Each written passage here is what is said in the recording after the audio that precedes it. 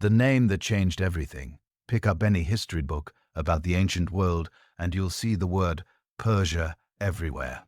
The Persian Empire, the Persian Wars, Persian kings, Persian culture. It's one of the most famous names in human history, right up there with Rome and Egypt. But here's the thing that probably kept you up one night if you ever thought about it. Open a modern map in Persia is nowhere to be found. Instead, there's Iran. Same place, same mountains, same deserts, but a completely different name.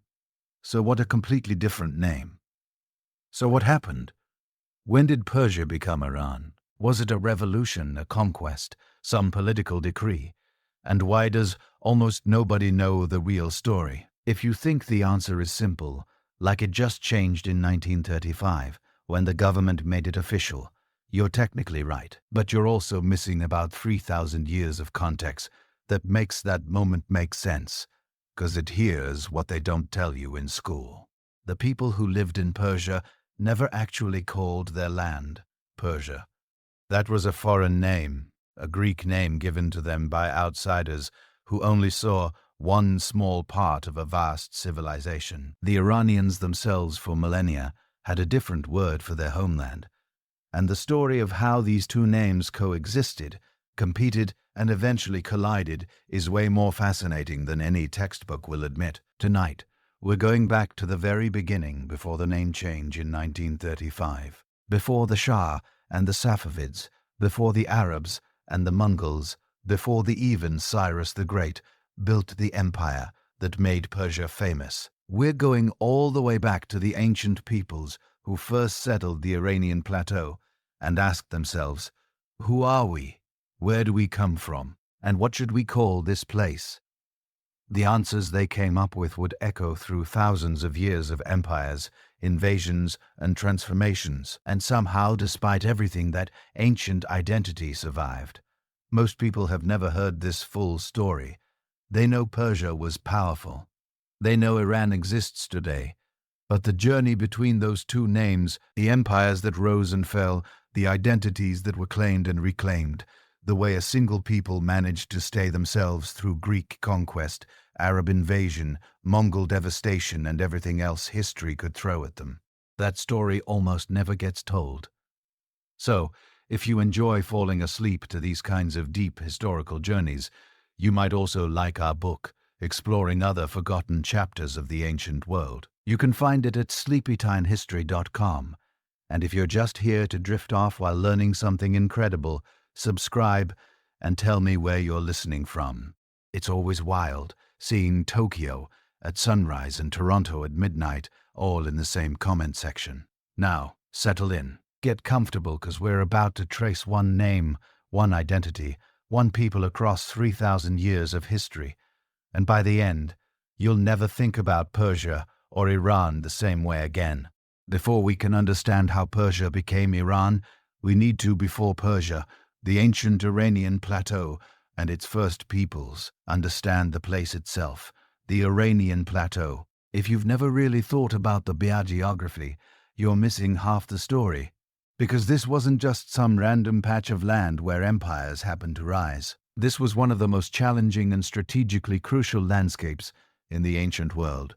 A vast, elevated region, roughly the size of Western Europe, ringed by some of the most formidable mountain ranges on Earth. To the north, the Alban Mountains, and beyond them, the Caspian Sea. To the west, the Zagros Mountains, running like a spine down toward the Persian Gulf. To the east, mountain ranges that eventually blend into the Hindu Kush and the highlands of Central Asia. And in between, deserts, salt flats, but also fertile valleys, underground water channels called canots that made agriculture possible in seemingly impossible places, and highland plateaus perfect for pastoralism. This geography did something crucial.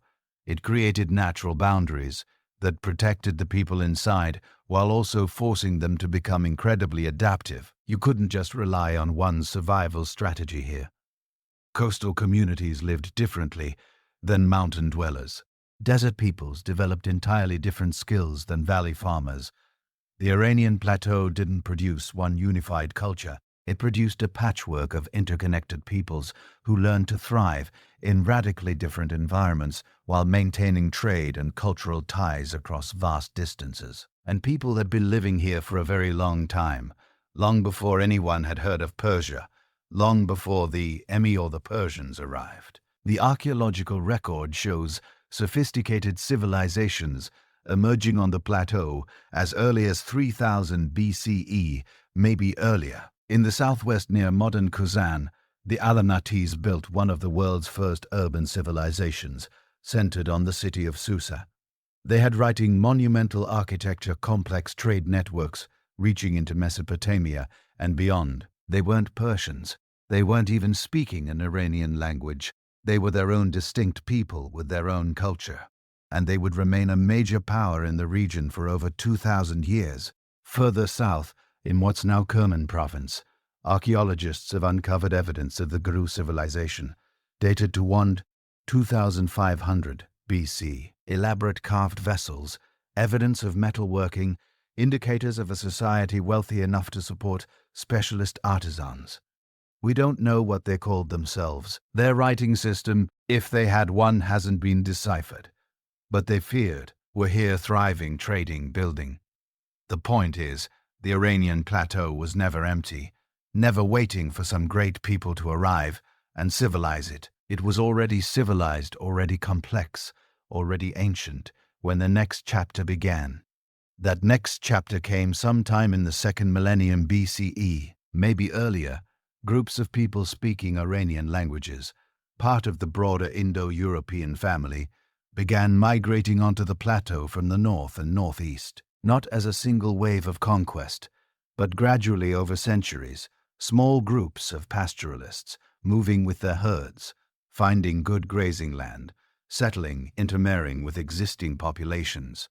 These Iranian-speaking peoples would eventually differentiate into distinct groups: the Mess in the northwest, the Persians in the southwest, the Parthians in the northwest, many others whose names have been lost. But they shared something crucial: a common linguistic heritage, and a common name for the land they were claiming as home. That name was something like Aryan, the land of the Arans.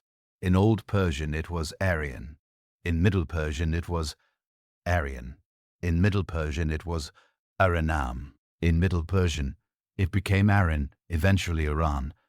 The term Aryan in this original context had nothing to do with race theories or the horrific misappropriations of the 20th century. It was simply what these Iranian-speaking peoples called themselves. It meant noble or free, and it distinguished them as linguistic and cultural group. This is the crucial thing to understand. From the very beginning, the people living on this plateau had an insider name for their homeland: variations of Iran, land of the Aryans.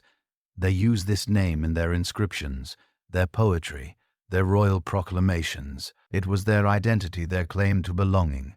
But the outside world, particularly the Greeks, who would later write the histories that shaped Western memory, they didn't call it Iran.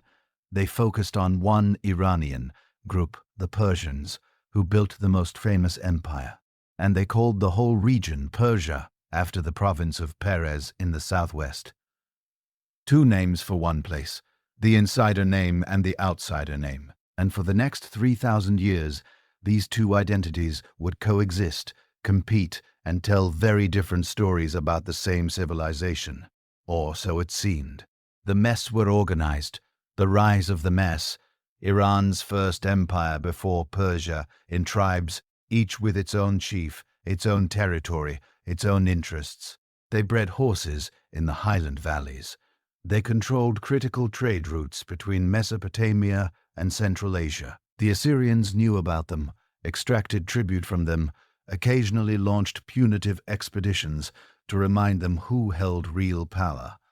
But they were fragmented. No single Median leader could challenge Assyria, because there was no single Median state, just a collection of tribes who sometimes cooperated and sometimes fought each other. Then, according to the Greek historian Herodotus, writing a century and a half later, something changed. A man named Duzes convinced the Median tribes to unite under his leadership. He built a great capital city called Ekbatana, modern Hamadan, with 7 concentric walls, each painted a different color. The innermost walls were plated with silver and gold gleaming in the highland sun, like something from mythology. He established himself as king and created the first unified Median state. Except we don't actually know if any of that is true. Here's the problem with the mess. They left almost nothing behind. No extensive written records, no great libraries like the Assyrians, no monumental inscriptions proclaiming their deeds in their own words. Almost everything we know about them comes from outside sources. Herodotus, writing long after their empire had fallen. Assyrian records there.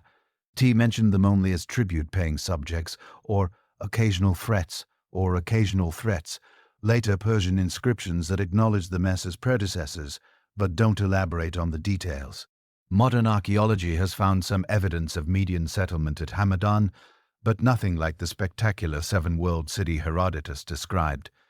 There are fortifications, administrative buildings, evidence of a significant settlement. But was it really a capital, in the sense we understand a centralized administrative hub controlling a vast empire? Or was it just one important center among many, the seat of a particularly successful tribal confederation? Scholars are still arguing about this. Some think the Median Empire was indeed a true centralized state, a direct precursor to the Persian Empire that would follow. Others suggest it was more like a loose confederation of tribes who cooperated for military purposes, but never really unified politically. The truth probably lies somewhere in between, shifting over time as different leaders with different capabilities rose and fell. What we do know for certain is what happened around 612 BCE, because that event was so momentous, so world-shattering, that everybody wrote about it. The mess under a king named Cyaxares, allied with Babylon, another power that had grown tired of Assyrian domination. Together they laid siege to Nineveh, the Assyrian capital. The Assyrian capital, the city that had seemed invincible, the heart of an empire that had terrorized the Near East for generations. According to multiple sources, the siege lasted only 3 months. Then the walls were breached. The city fell. The Assyrian king died in the flames of his palace.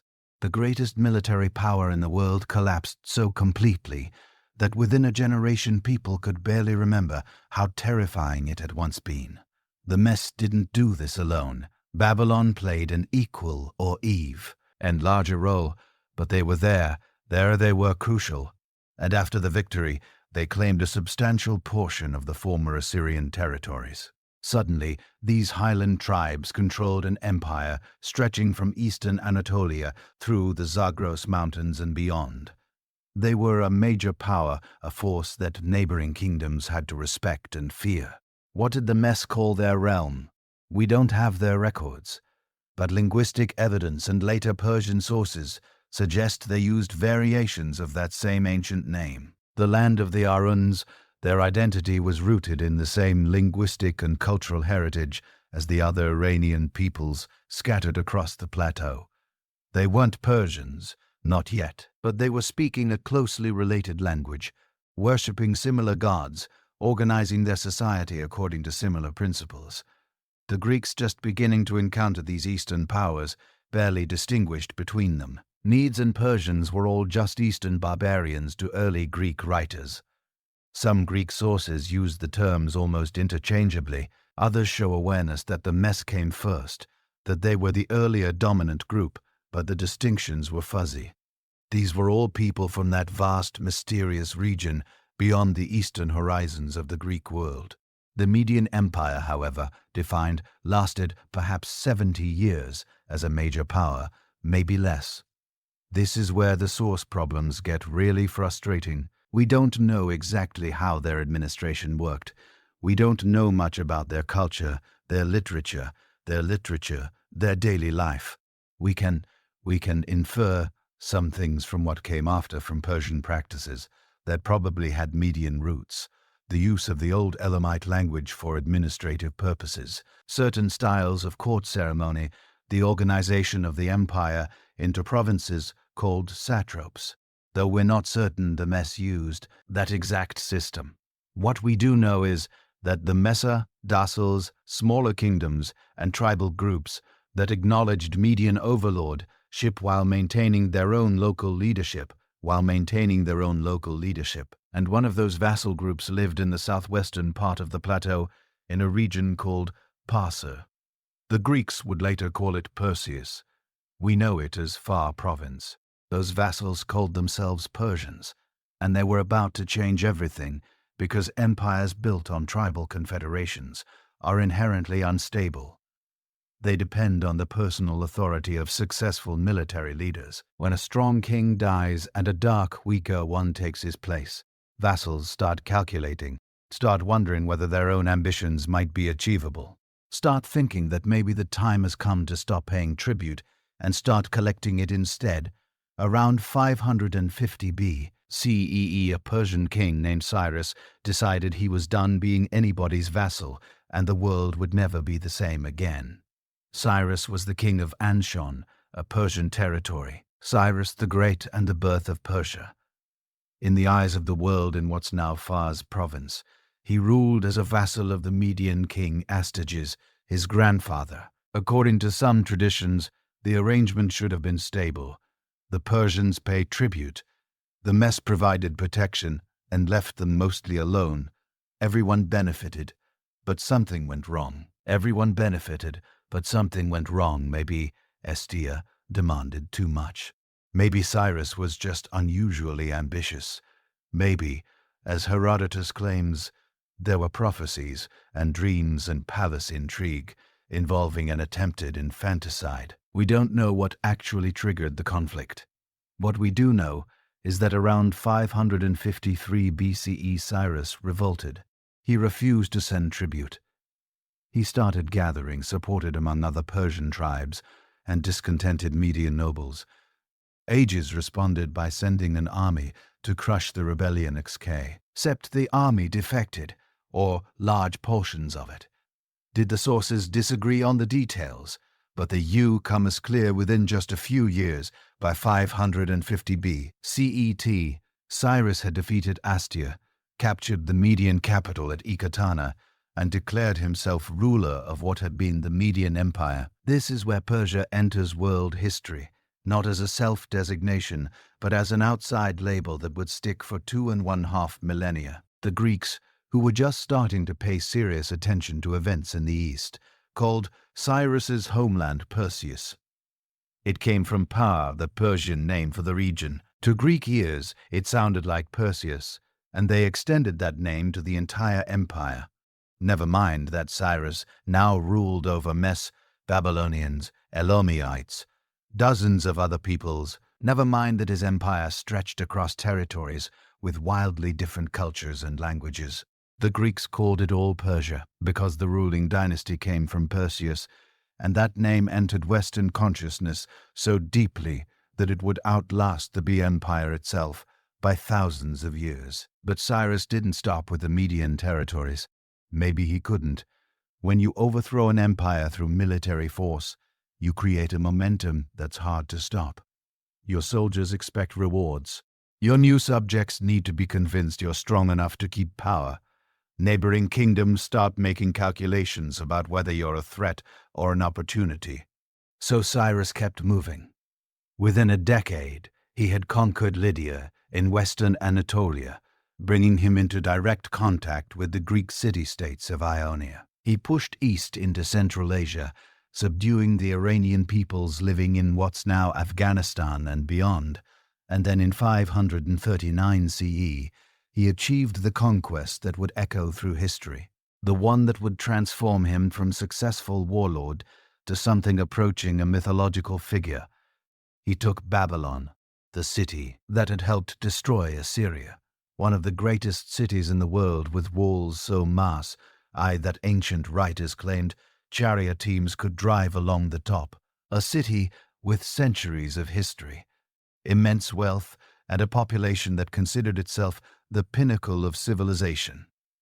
Cyrus captured it almost without a fight. The Babylonian king Nabonidus had alienated his own priests and population. When Cyrus arrived, large portions of the city welcomed him as a liberator rather than a conqueror. This is where the Cyrus cylinder enters the story. It's a clay cylinder covered in a form, now in the British Museum, inscribed by order of Cyrus after his conquest of Babylon. It describes his victory and his policies, and it's been called the first declaration of human rights, though that's probably overstating things. What it actually is a piece of propaganda, a statement of Cyrus's legitimacy, aimed at his new Babylonian subjects, but it's remarkably enlightened propaganda. Cyrus claims he restored the temples that previous rulers had neglected. He allowed peoples who had been forcibly relocated to return to their homelands. He permitted the restoration of religious practices that had been suppressed. Most famously, he let the Jews who had been exiled to Babylon return to Jerusalem and rebuild their temple. This act earned him a unique place in biblical history as the only non-Jewish king called a Messiah, an anointed one of God. Was Cyrus really this tolerant and benevolent, or was he just smart enough to realize that letting conquered peoples keep their customs made them easier to govern? Probably both. The tolerance was real. The vast Amanid Empire that Cyrus founded couldn't have functioned if it tried to impose cultural uniformity. But the tolerance was also strategic. Cyrus understood that empires work better when people feel they have a stake in the system rather than being crushed beneath it. Now, here's where the naming issue gets really interesting, because while the Greeks were busy calling Cyrus's realm Persia, Cyrus's and his successors called it something else entirely. We know this because unlike the Ness, the Amanid Persians left extensive inscriptions at Beston carved into a cliff face in what's now western Iran. King Darius, a first now western Iran. King Darius, the story stops. King Darius I, a massive trilingual inscription in Old Persian Elamite and Babylonian at Pippolis, the ceremonial capital built by Darius. Inscriptions appear throughout the complex, and these inscriptions don't call the empire Persia. They use variations of that ancient name: the realm of the Aryans, the land of the Iranians, the land of the Iranians, the land of the Iranian peoples. So from the very beginning there were two names. Persia, the label applied by outsiders, primarily Greeks, that would dominate Western historical writing, and Iran, or its ancient equivalents, the used by the people who actually lived there and the kings who ruled them. One empire viewed through two different linguistic lenses, creating a duality that would persist for millennia. Imagine standing at Pilis during its height, maybe during the festival of Nus, the Persian New Year. The great ceremonial staircases lead up to massive platforms, and carved into the stone or processions of subject peoples, representatives from dozens of nations, each dressed in their distinctive clothing, each bringing tribute. Bactrians leading camels, Lydians carrying precious metals, Indians bringing exotic goods, Egyptians with their characteristic kilts and headdresses. This wasn't just political theater, though it was certainly that. It was a statement about what the empire actually was. A vast collection of peoples, all acknowledging the authority of the King of Kings, but each maintaining their own entity. The Greek visitors who occasionally made their way to these ceremonies called it all Persia, but the inscription surrounding them told a different net story, a story about an empire that saw itself as the culturation of Iranian civilization, the fulfillment of centuries of cultural and political development on the plateau. Two names, two perspectives, and a tension between insider and outsider. Views that would define how we remember this civilization for the next 2,500 years. That someone was Darius. Darius wasn't the Achaemenid Golden Age and the Greek lens that shaped Western memory. Cyrus's son. He was a distant relative, a member of another branch of the Armenid family. His rise to power, if you believe his own story, was an almost cinematic tale of treason, impostors, and heroic intervention. And heroic intervention, a usurper claiming to be Bardia, Cyrus's murdered son, a conspiracy of 7 Persian nobles. A dramatic palace coup, that's his version, carved into stone. Convenient, flattering, impossible to verify. What we can see clearly is what he did once he got the throne. And this is where the Aymond Empire turns from big conquest state into something like a functioning global machine. Darius looked at the sprawling territories Cyrus had assembled and did something that very few conquerors manage. He organized them. He divided the empire into satraps, administrative regions, each governed by a satrap, a kind of provincial governor. These weren't random borders. They usually followed older political and cultural regions. Lydia in Anatolia, Babylonia in Mesopotamia, Egypt in the Nile Valley, and so on. Each satrap collected taxes, raised troops, and enforced royal authority. But Darius didn't just hand out these positions and hope for the best. He built in redundancy. There were royal inspectors, the king's eyes and ears, who could trave and anywhere, drop in unannounced, and report directly back to the court. There were separate military commanders who didn't answer to the satrap. There were royal treasuries that sewer traps couldn't easily plunder. It was a system designed to let local elites feel powerful while making sure none of them could easily break away. To tie all of this together, Darius turned old paths and caravan routes into an artery. The royal road from Susa and Alima, across Mesopotamia, up through Anatolia to Sardis, near the Ain. This road stretched almost 2,700 km. It crossed mountains, rivers, and deserts. Along it, Darius placed stations at regular intervals, waypoints where messengers could rest, change horses, and pass on dispatches. This is where the Achaemenid postal system, the Angarian, comes in. Royal carriers rode this route at astonishing speed for the time. Herodotus, in one of his more famous lines, describes them. Neither snow nor rain, nor heat, nor gloom of night stays these courers from the swift completion of their appointed rounds. Centuries later, that description would be adopted without the Persians ever being asked for modern postal services far away from Iran. The idea is simple. If the King of Kings could get information from the edges of his empire within days or weeks instead of months, he could respond to threats before they turned into full-blown rebellions. Roads weren't just for trade, they were for control. Along with the roads and satrapies came money. Darius introduced standardized coinage, the famous gold dar and silver siglo.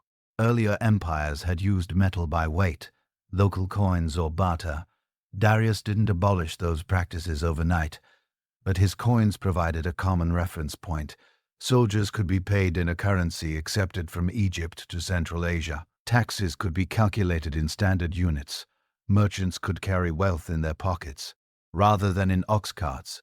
You can feel the empire moving from loosely connected kingdoms into an integrated economic zone. And towering above all of this, literally and figuratively, was Darius's great manifesto, the Behestan inscription, high on a cliff in western Iran. Darius ordered a tableau carved into the rock. It shows him triumphant, 1 foot on a defeated rebel, with other rebels chained before him. Around the image in 3 languages runs a long text. In it, Darius tells you who he is: Darius the king, king of kings, king of countries, containing all kinds of men. He lists his lineage, his god Ahura Mazda, his victories over rebels who supposedly lied and pretended to be rightful kings. He claims he restored order, punished deceit, brought justice. This is history, but it's also advertising. It's the official story of how power should be understood. For centuries, travelers passing through that region would have seen it towering above them, a permanent reminder that whatever local politics they were dealing with, the real authority came from the Achaemenid king, and from the Achaemenid king, and from the Iranian heartland that produced him.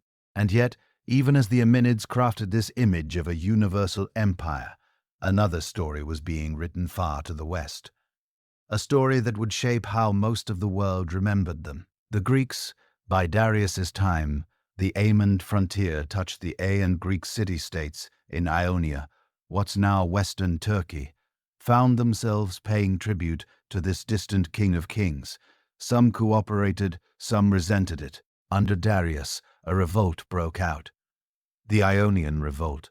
It failed, but it pulled mainland Greece into the orbit of Persian power. Darius decided to make an example. In 490 BCE, a Persian expedition crossed the Iron and landed at Marathon, near Athens. What followed would become one of the most famous battles in Western memory. An Athene, an army heavily outnumbered, according to Greek sources, charged the Persians and somehow broke them. The details are debated. The propaganda is not for the Athenians. Marathon became a symbol. Small free cits defeating the vast forces of an Eastern autocrat. 10 years later, under Darius's son Xerxes, the conflict escalated. Huge bridges across the Hellespont, carved canals, massive armies according to Greek accounts. Again, the numbers are almost certainly exaggerated. But the spectacle was real. Greek cities that had bickered for generations suddenly confronted the possibility of being reduced to just another satrapy. The battles that followed the Salamis Plato became the founding myths of the West in later European storytelling. A small band of Spartans dying to the last man at a mountain pass. A brilliant naval ambush in the Butcher near Athens. A final land victory driving the Persians back. For the Ammonids, these were border conflicts at the far western edge of a vast empire. For the Greeks, they were existential struggles. And the Greeks were the ones who wrote the books that would be copied, reread, and taught for centuries in Europe. At the center of that Greek narrative is Herodotus, writing in the 5th century BCE. He's often called the father of history. He traveled, he interviewed, he collected stories, and then tried to weave them into a coherent account of how a world dominated by Persia had come to be, and how tiny Greek communities had pushed back. Over and over he calls the Achaemenid Empire simply Persia, and its people Persians. He describes their customs, their roads, their postal system, their kings. He admires some things, criticizes others, peppers his narrative with anecdotes that may or may not be true. But in his telling, the empire is defined by the people of Pera, not by the broader in-world, and certainly not by the empire's own name for dies, self. Later, Greek and Roman writers followed his lead. For them, the great Eastern superpower was always persist, and its rulers persist, and its rulers persist, and its rulers persist. Even long after the Aemon dynasty fell, any Iran, Yin, Lei, Empire, Parthian, Sassini tended to be squeezed into that same label, Persia. So for more than 2,000 years in European languages, this is how the memory solidified. Greece, Rome, Persia, a triangle of identities with one corner cast as the East, the other as the West. The irony is that inside the empire, the Achaemenid vision was far more pluralistic and far more universal. Darius and his successors didn't just see themselves as kings of Persians in their own inscriptions. They're kings of all peoples, rulers of this great earth, far and wide. They listed subject nations, not as a generic mass, but as a distinct communities. Me, Elamites, Babylonians, Egyptians, Lydians, Indians, Subdians, and many more. The reliefs of Papalolis show each delegation in its own costume, carrying its own particular gifts, often led hand in hand by a Persian official, rather than being dragged in chains. In the Armenian worldview, the court at Persepolis or Susa was not the center of Persia, narrowly defined, but the axis of a world empire. An Iranian dynasty sat at the top. Persian nobles held privileged positions, but Armenians were a general's mess, were administrators. Babylonians were scribes, and Egyptians handled temple finances. The empire was a layered mosaic, not a monolith. To call all of this simply Persia is to look through the Greek lens, narrow, competitive, obsessed with the wars that happened at the margins. From inside, the picture was different. a universal monarchy ruling over lands of many tongues, an Iranian-led but multi-ethnic cosmos. That tension between inner and outer names between Iran and Persia would only grow sharper in the centuries to come, because the order that Darius and Xerxes built the network of satrapies and roads and coins and couriers wasn't eternal.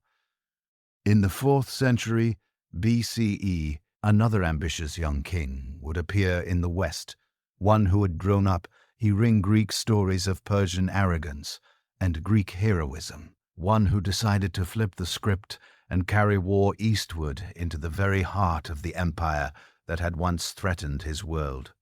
Alexander would break the Achaemenid state, but he wouldn't erase the Iranian idea beneath it. When Alexander finally came, the Archelander, the Susids, and the survival of Iranian identity, a common empire wasn't a crumbling ruin. It was wounded, strained by court intrigues and regional revolts, but still the largest political machine on earth. He was 22. He'd grown up with Homer as bedtime reading and Herodotus as cautionary tale. In his world, Persia was the giant his father had tried to topple and never quite managed to reach. Alexander didn't inherit Cyrus's road system or Darius's satrapies. He inherited Greek memories of Marathon and Salamis and a sense that history had given him a score to settle. In 334 CE, he crossed the Hellespont with a relatively small army by imperial standards, maybe 40,000 men, not the endless hordes Greek storytellers had once imagined. Coming from the east but a highly trained spear point, at the Granicus River, at Isis, at Gamla, his forces met those of Darius the F. The details of those battles have been told and retold, layered with propaganda on both sides. What does seem clear is that the old imperial structure couldn't coordinate its response fast enough. Satrapala armies fought piecemeal. Court factions undermined each other. Alexander moved faster than the bureaucracy could react. Within a few years, the unthinkable had happened. The pin of kings was on the run. Then dead, Babylon, Susa, Pilis, Epitana, one by one, the great capitals opened their gates, and then came the fire. In 330 BCE, Alexander arrived at Pipilis, that ceremonial heart of aid power, the terraces, the reliefs, the columns that had seen delegations from 30 subject peoples bearing gifts. Now they watched a foreign king walk up the stairways of the Apadana. What happened next is murky. Later, Greek accounts tell a story of a drunken banquet, a courtesan suggesting that they burned the palace in revenge for Xerxes' sack of Athens. Torches brought, curtains ignited, flames racing through the wooden roofs. Other traditions hinted a more calculated message, a symbolic end to Persian imperial glory, a statement that the old order was over. Whatever the motives, percepted burned. Roofs collapsed, painted beams turned to ash. The stone relief survived, scarred and blackened. But the inner life of the palace complex was gone. It might feel like a clean break. Old empire destroyed. Mu conqueror destroyed. Mu conqueror triumphant. But Alexander's next moves complicate the picture, because he didn't just want to destroy Persia, he wanted to inherit it. Very quickly, Alexander began presenting himself not only as a Macedonian war leader but as a successor to Darius. He adopted elements of Achaemenid court ritual. He wore styled dress at times. He married Roxana, a noble woman from Bactria, and later arranged mass weddings at Susa between his officers and women from Iranian aristocratic families. He kept a satrapy system. Often he simply replaced a dead or disloyal satrap with another, sometimes Macedonian, sometimes local. He employed Persian nobles in high positions. He visited Zoroastrian fire temples, and is said to have made offerings not as a convert, but as a king who understood that respecting local gods was part of ruling their people. In his short life, you can see him experimenting with something new, a fusion monarchy. Greek, and Macedonian on one side, Iranian and imperial Anid on the other. Not everyone liked this. His Macedonian companions grumbled at the sight of their king adopting Persian court customs, expecting proskynesis, ritual prostration from them, as he did from Eastern courtiers. Alexander tried to stand at the center of a blended world, but the edges kept tugging. Then, at 32, he died in Babylon. Fever, poison, complications of old wounds, no one knows for sure. What we do know is that the empire he'd carved out in a decade was too much for any one successor to hold.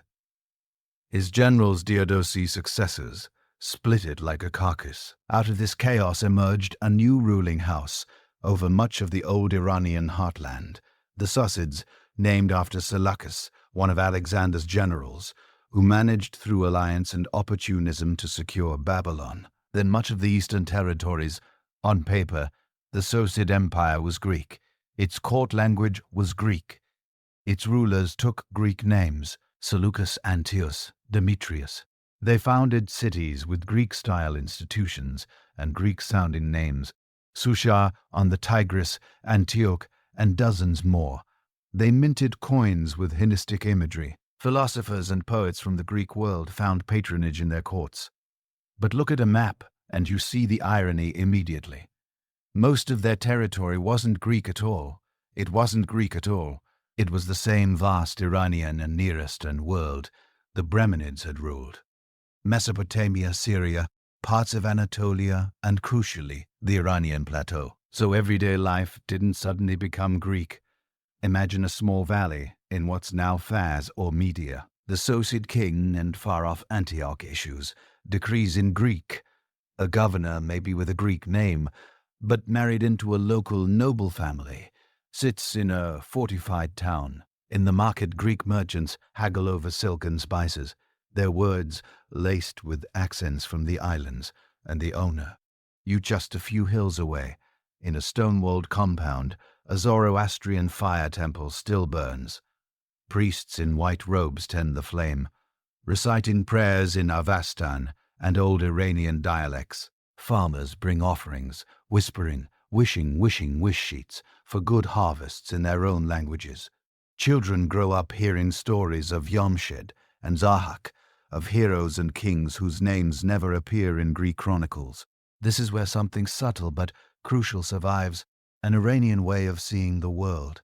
Later texts will call the ideal Iranian realm, Iran, the domain of the Iranians' realm. Iran, the domain of the Iranians. Under the early Sassids, that word isn't yet plastered on coins or carved on cliff faces, but the idea behind it of a cultural zone defined by language law, religion and memory doesn't vanish with the Imanid state. In cities, you would have heard Greek in council meetings and legal contracts, Aramaic in everyday administration, and a variety of Iranian dialects in streets and workshops. In the countryside, especially in the eastern regions, Parthia, Hurka, Bactria, Subgia, local Iranian speech dominated. Zoroastrianism didn't ever pray. It adjusted. Temples continued. Fire cults persisted.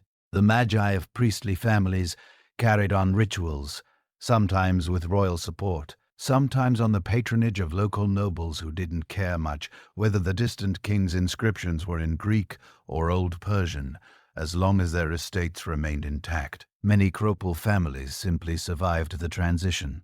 They served aid kings, then Alexander, then Sassanid rulers. The names at the top changed. The deeper structures, land-holding, village organization. Religious life shifted, bore slowly. You can almost think of the Sassanid period as a layered palinist. On the top level, Greek city foundations, gymnasia, theater festivals, coins with Athena and Apollo, official decrees addressed to the Greeks and the barbarians, underneath Iranian clan networks, Zoroastrian lore, stories of kings and heroes, an inherited sense that this land between Zeros and Hindu Kush was not just territory, but homeland. Hellenism met Zoroastrianism not as equal partners, but as wrapping systems. Some local elites sent their sons to Greek-style schools and gave them Greek names alongside Iranian ones. Others stayed in more traditional circles. In some regions, you might get hybrid practices. Greek deities interpreted through Iranian lenses, Iranian gods given Greek equivalents. Over time, this produced a complex cultural texture, bilingual inscriptions, coins with Greek legends issued by Iranian rulers, Iranian gods worshipped in temples with Hellenistic architecture. And yet, as you move east away from the Mediterranean and deeper into the old Achaemenid core, the grip of the Seleucid starts to loosen. Part of it was geography. The further you go into Iran and Central Asia, the harder it is for a Western-based dynasty to enforce direct control. Mountains, deserts, and sheer distance turned satraps into semi-independent kingdoms. Whenever central authority wavered, part of it was Partus. The Seleucid kings faced constant pressure in the West. From Egyptians, from rival Hellenistic states, from restless Greek cities. Their attention was pulled toward the Mediterranean, leaving eastern provinces to fend for themselves. Local dynasts took advantage. In Bactria, on the far northeastern edge, a Greek e-king elite broke away and formed the Greco-Bactrian kingdom. Hellenistic in culture but increasingly Iranian in environment in Parthia, a region of steppe and hill east of the Caspian. Iranian-speaking nobles watched carefully. They saw that behind the Greek veneer power could be seized. In these eastern lands, the memory of Iranian lay empire hadn't died with Darius II. It lived in oral traditions, in court ceremonies, in the very terms people use for king and realm. Some of those ideas would crystallize over the next century into something new, an explicitly Iranian dynasty rising within, and then against the Sus world. As Seleucid governors in the east became more autonomous as Greek cities looked inward, as royal armies struggled to appear on distant frontiers, the conditions quietly ripened. The sacred fire still burned. The old languages still rolled off tongues in markets and mountain villages. The notion that this was at its core an Iranian land, a future Iran, was waiting. Soon riders from the northeast speaking an Iranian language and led by chiefs with modest titles would begin to claim more. First local power, then regional, then imperial. The age of Greek political dominance over the Iranian plateau was already starting to fray, even as Greek merchants still counted their coins in bustling Seleucid bazaars. In that widening gap between appearance and reality, between Greek kingship and Iranian continuity, the Parthian revival was about to be born. The first time you hear their name, it sounds almost like a footnote. Parthians, not the Parthian revival. Iran reclaims itself as famous as Persians, not as romanticized as Spartans or legions. But if you were living on the Iranian plateau in the 3rd century BC, they were the rumor on the wind. Horsemen from the northeast, clan chieftains who didn't seem impressed by Greek titles. Their story starts far from marble colonnades and coastal cities. It begins in the borderlands where steppe fades into mountain in a region the sources call Path of Parthia, east of the Caspian Sea. Iranian-speaking tribes had lived for generations riding a ring fighting small wars over grazing land and tribute. They weren't desert nomads in the purest sense, but they weren't settled city dwellers either. Think of them as something in between. Semi-nomadic aristocrats who measured Luthan horses, followers, and oaths. Under the Achaemenids, Parthia had been a satrapy. Under the Seleucids, it was supposed to stay that way, but in the middle of the 3rd century, BCE, as Seleucid authority flow.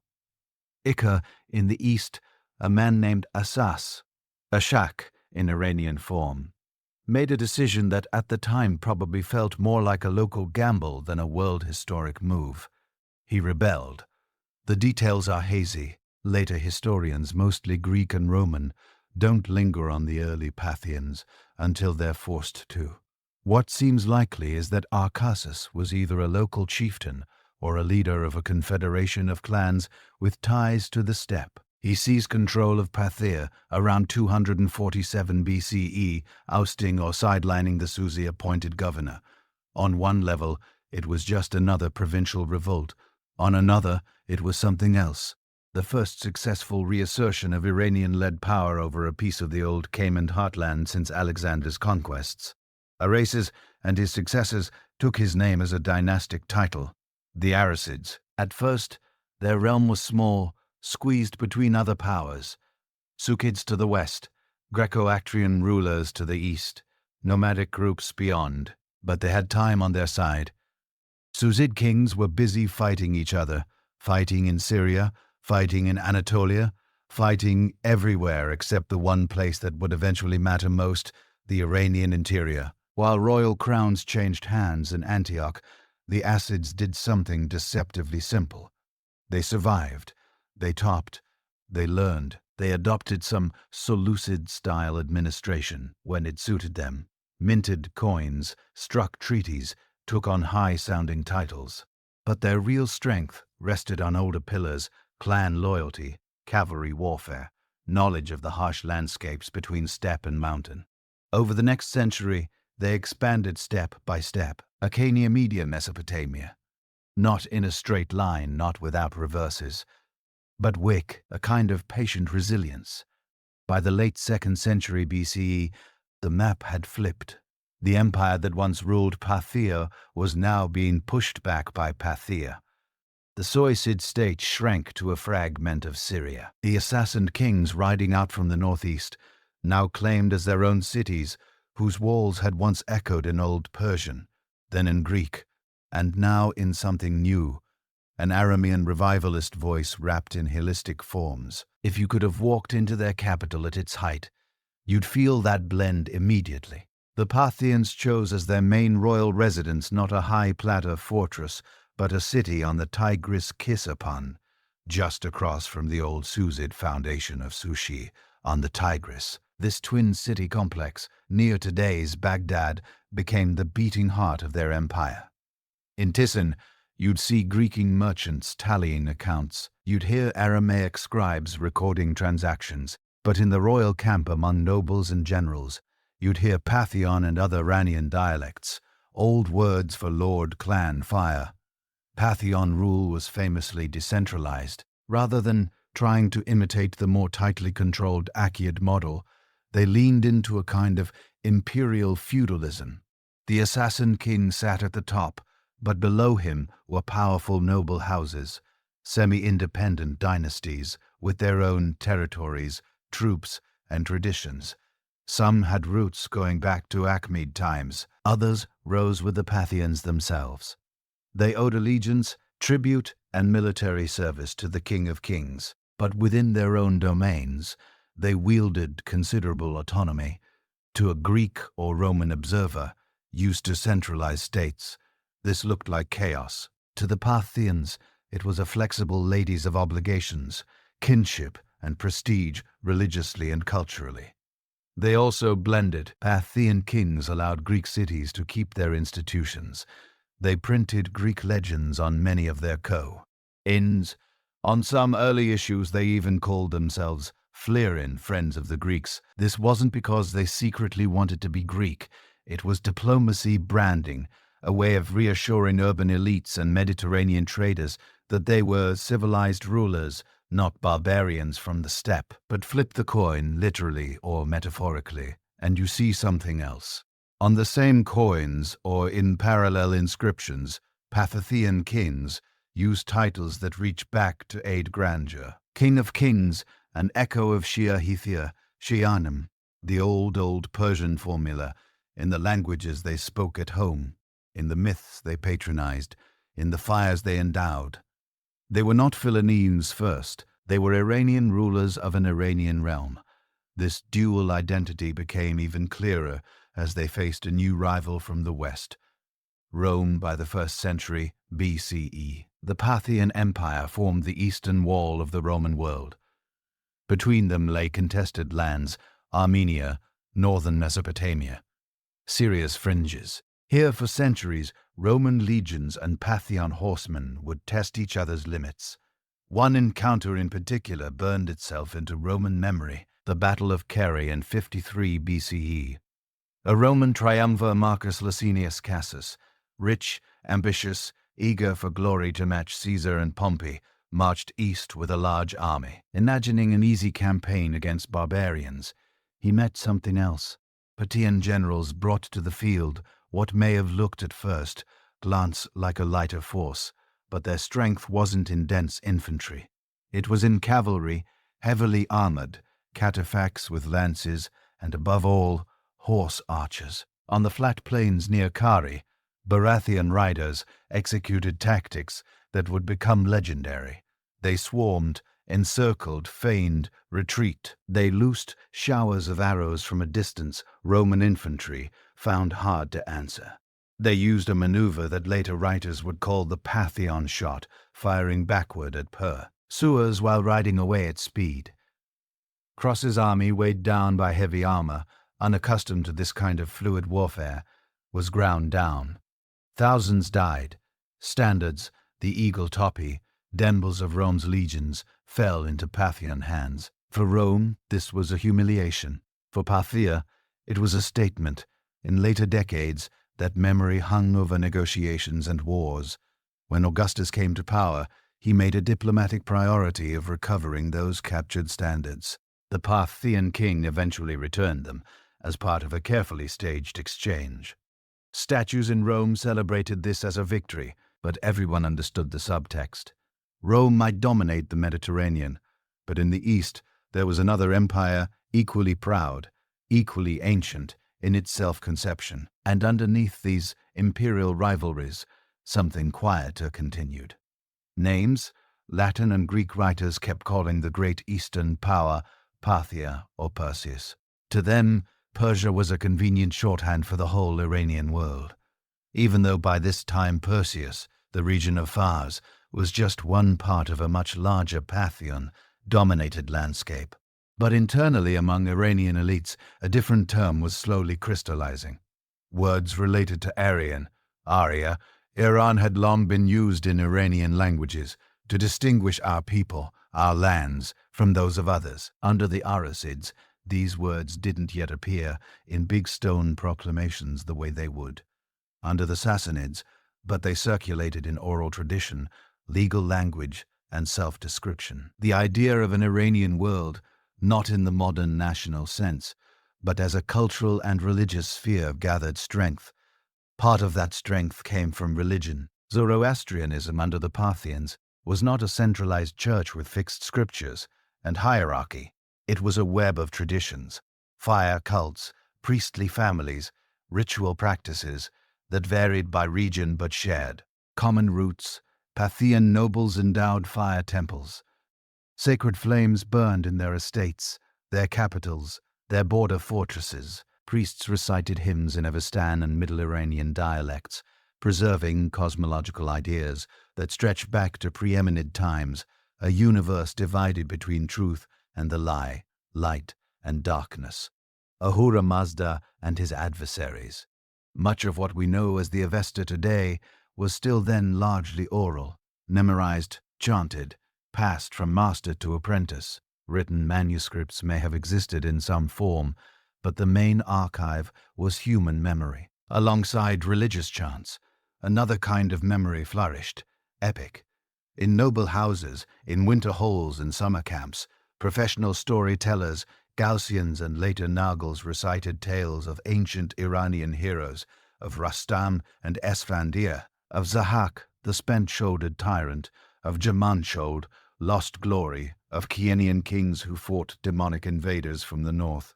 These stories were not yet the sham that would come much later under Islamic era poets like Ferdowsi, but the raw material was already alive under the Parthians shaped in Parthian and other Middle Iranian tongues. In a world where Greek remained the prestige language, of many cities and Latin inscriptions would one day dot the western fringes. These epic cycles did something important. They kept alive a sense that the deepest stories of the land were not about Achilles or Aeneas, but about Iranian heroes and Iranian kings fighting to defend Iran against Aniran, Iranian against the non-Ranian, Iranian against the non-Ranian. So when a Parthian noble rode into battle under Narsid banner, he wasn't just a client of horse lords from the northeast. He was a participant in a much older saga, one that tied him through ritual, language, and legend to Akhid courtiers, to earlier tribal chiefs, to mythic figures half remembered in the dark. In this way, the Parthian Empire became a age. On the surface, it looked like a hybrid Hellenistic monarchy with feudal overtones, locked in a long chess match with Rome. Underneath it was incubating something in more intangible, a re-articulated Iranian identity that did not need Greek approval to feel legitimate. By the time Parthian power began to wane, and new challenges rose from the southwest with even sharper ideas about what Iran should mean. The groundwork had been laid, the sacred fires were still burning, the epic stories were still being sung. The phrase King of Kings had found new lips to speak it. The next dynasty would etch a word into rock that had so far mostly lived in stories and prayers. Iransha, the realm of Iran.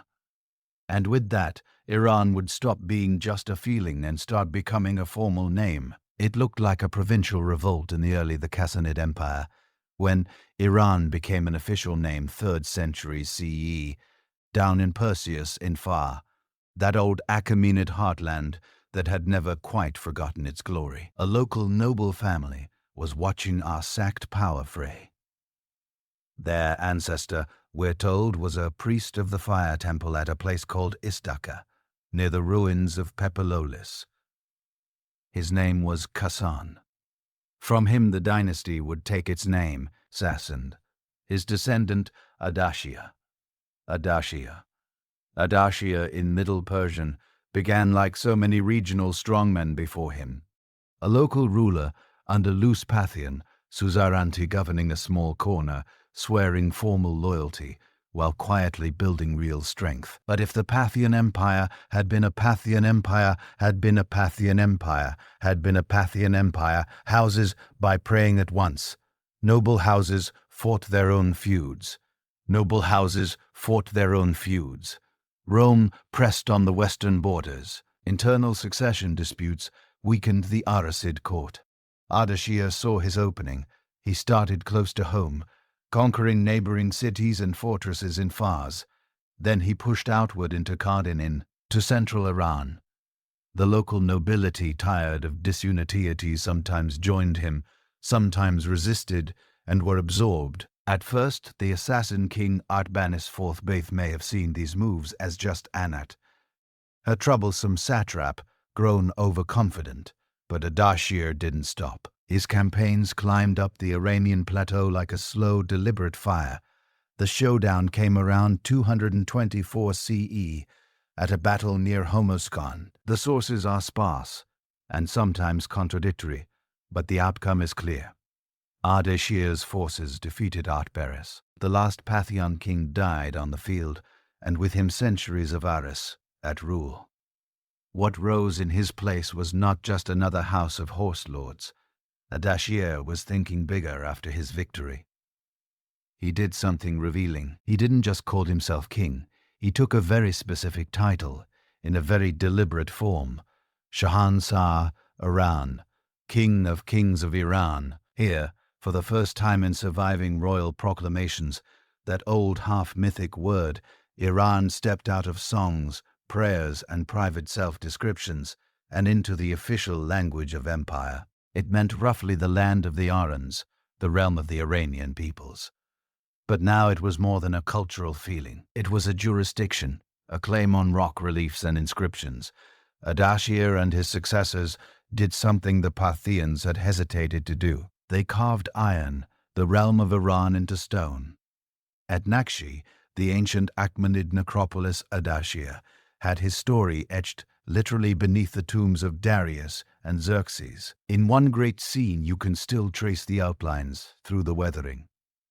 On one side, Ardashir on horseback, receiving a royal diadem from Huram Mazda, the supreme god of Zoroastrianism.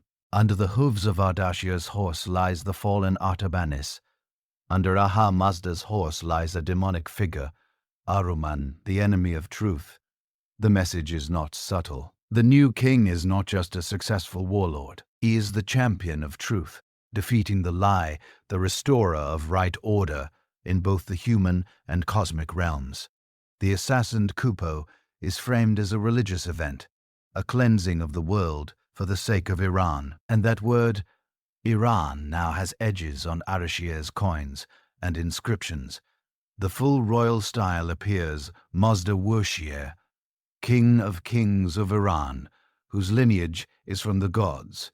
Later rulers would elaborate King of Kings of Iran and non-Iran when they controlled territories beyond what they understood as the Iranian cultural sphere. The distinction between Iran and Iran, between the Iranian realm and the lands outside, it was now written into the titles of the throne. Political geography had taken on a new explicitly Iranian frame under Ardashir's son Shapur. This frame expanded and hardened. Shapur inherited not only his father's ambitions, but also his enemies. To the west, Rome by now transformed into a sprawling empire whose eastern frontier brushed against Mesopotamia and Armenia.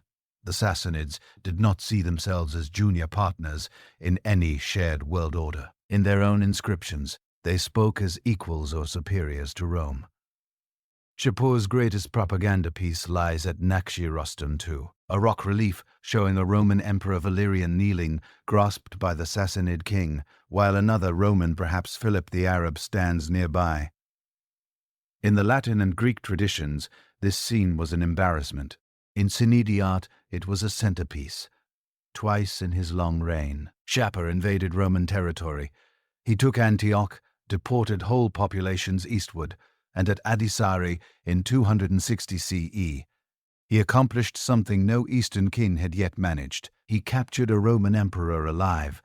The court chroniclers and priests must have savored that moment. In Shapur's great trilingual inscription at Kabaya Zatosh, he lists his titles in Middle Persian, Parthian and Greek, and carefully sets out the provinces of Aransha from Pise and Khuzestan to Khwarezm and Soda, from Mesopotamia to parts of the Caucasus. He describes a realm that is not just a patchwork of subject peoples, but a coherent Iran.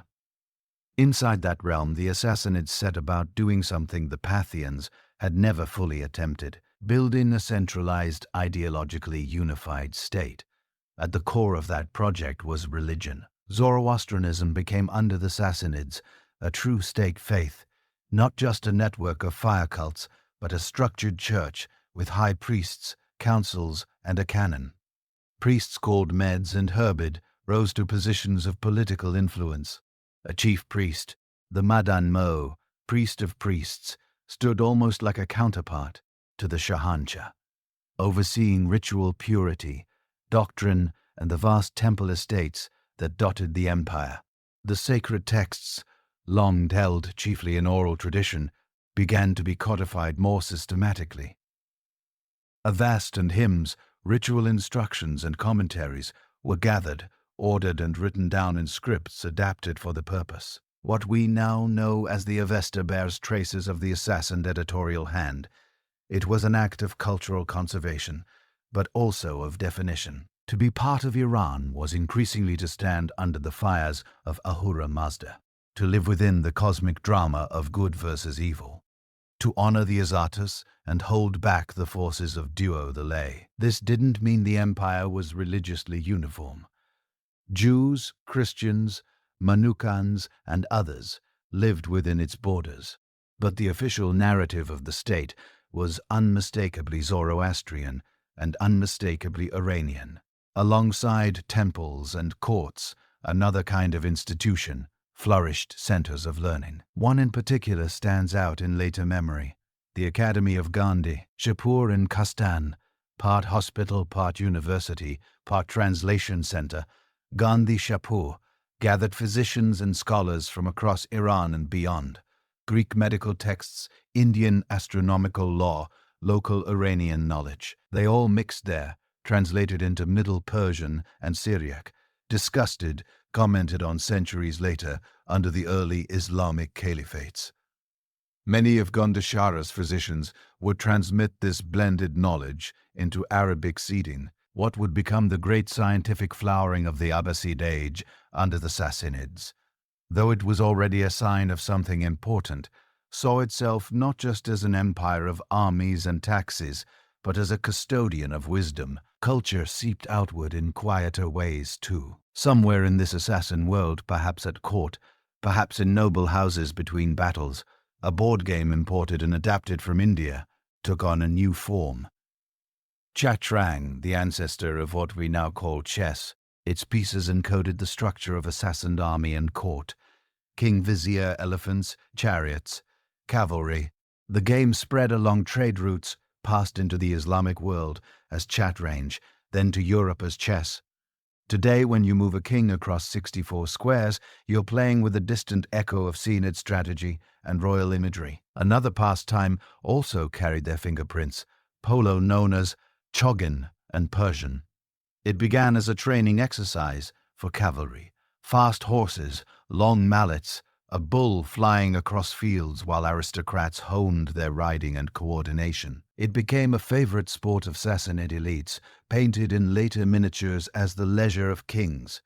From there it too traveled into Central Asia to India and eventually into British colonial hands. Modern polo clubs, immaculate lawns and polished mallets are the refined descendants of Sassanid say games on windy plains. Meanwhile, on the frontiers, the centuries-long duel with Rome. Later, Bantium continued over Armenia, over Mesopotamia, over the great arteries of trade that linked India, Central Asia, and the great arteries of trade that linked India. Sassanid and Roman armies marched, retreated, negotiated, and marched again. Cities like Nibis, Dara, and Dedivin changed hands, were fortified, besieged, refortified, besieged, refortified, besieged, refortified. To Greek and Latin writers, the eastern enemy was often still Persia. To Sassanid kings, they were the defenders of Aran Shah against Anaran Ba. This wasn't just a convenient slogan. It shaped law codes, tax systems, even urban planning. Fire temples, royal roads, provincial governors, Mars bands were all woven into a picture where the world was divided into the shining, ordered realm of Iran and the chaos beyond its walls. Epic tradition fed into this. Stories of mythic Kayanian kings battling Tyrannan foes from the northeast were recast as ancestral memories of Iran's eternal struggle with its enemies. The line between legend and policy blurred when a Sassan ruler claimed to be heir to the Sassanian throne or to the Achaemenids before them. He was situating his court inside a story that stretched back before history. That story of a sacred land, bounded not just by borders but by a shared culture and destiny, outlasted the dynasty that promoted it. By the early 7th century, the Sassanid Empire was exhausted. Endless wars with Byzantium, internal coups, plague, and economic strain had hollowed out the state. Brilliant rulers like Khusro had reformed tax systems and patronized learning. But his successors faced a world that was changing faster than their institutions could adapt. From the southwest out of Arabia, a new force was stirring, carrying a new religion and a new political model. When the early Muslim armies crossed into Sassan territory, they did not invade an unarmless land. They crossed into Ursa, a realm whose lay already thought of themselves as belonging to Iran. The dynasty would fall, but the word it had carved into rock, whispered in rituals, sung in epics, and stamped on coins, would not Iran had become more than a memory of Achaean glory, or a scholar's term in hidden manuscripts. It was a living official name, a civilizational idea strong enough to pass through conquest and keep going on the other side. When the blow finally landed, it landed fast within a single, the Arab conquest, Islam and the persistence of Iranian identity. Generation, the empire that had traded victories and defeats with Rome for centuries, was gone. From the perspective of the early Muslim armies, though it didn't feel like the collapse of some eternal superpower. It felt like a series of campaigns, each one improbably successful, stacking on top of the last. It began in the 630 Saa Arab tribes who had recently unified under the banner of Islam, crossed the borders into the lands the Sassanids called Arancha. Some had served as auxiliaries on those frontiers before. They knew the terrain. They knew that the great empire to the north and east was staggering from war and plague. The first major clash came at a place that would become legendary in Islamic memory, Qadisah, around 636 CE. Assassin armies, still formidable on paper, brought war elephants, heavy cavalry, noble lineages with long traditions of command. The Arab forces brought mobility, cohesion, and something else that is harder to pin down. A fierce, simple sense of purpose wrapped in a new faith. The sources don't line up cleanly on what exactly happened on that battlefield. Later, Muslim accounts tell of a desperate multi-day fight of elephants driven off of shifting winds and dust. What most historians agree on is the outcome. The seamed field army broke after Kadisa came to the fall of Ctesiphon Mad into the Arabs, the great Wintoke, a pittal on the Tigris. Its palaces were stripped, its storms emptied, its famous arch left standing over a new order. But even then, Aaron Shore did not simply roll over. The last Sassanid king, Yazdiga III, was little more than a boy. When the invasions began, he fled eastward from city to city, court to court, trying to rally resistance. Governors hesitated, some defected, others fought and lost, at Nahavan, sometimes called the victory of victories in Islamic tradition. Another decisive battle shattered, assassinated, hopes of reconquest. Yazdiga kept moving into Fars, then Kerman, then Farther Eastern, and MV.